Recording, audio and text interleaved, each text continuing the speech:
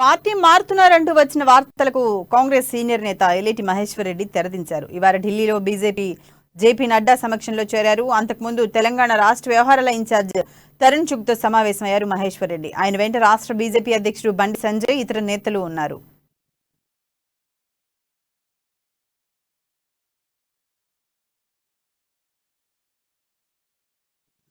ఈ సందర్భంగా ఎల్లేటి మహేశ్వర్ రెడ్డి కాంగ్రెస్ కోసం కష్టపడి పనిచేశారని బండి సంజయ్ చెప్పారు. జేపీ నడ్డా సమక్షంలో మహేశ్వర్ రెడ్డి పార్టీలో చేరడం సంతోషంగా ఉందన్నారు. బీజేపీలో ఆయనకు సరైన ప్రాధాన్యత ఇస్తామన్నారు.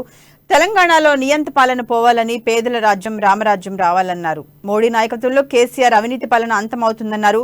అందరం కలిసి బీజేపీ బలోపేతానికి కృషి చేస్తామని చెప్పారు. నిర్మల్లోనే కాకుండా ఉమ్మడి ఆదిలాబాద్ జిల్లాలోని ప్రాంతాలకు మహేశ్వర్ రెడ్డి ప్రభావితం చేయగలరని తెలిపారు.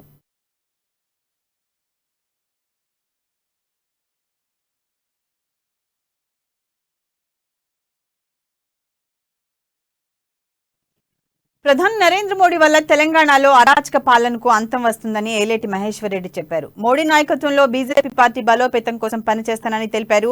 కేసీఆర్ అరాచక పాలన అంతం చేయటం బీజేపీకే సాధ్యమని, అందుకే తాను బీజేపీలో చేరానని తెలిపారు. కొంతకాలం నుంచి కాంగ్రెస్, బీఆర్ఎస్ కలిసి అడుగులు వేస్తున్నాయని, రెండు పార్టీలు కాకుండా కలిసికట్టుగా పనిచేస్తాయన్నారు.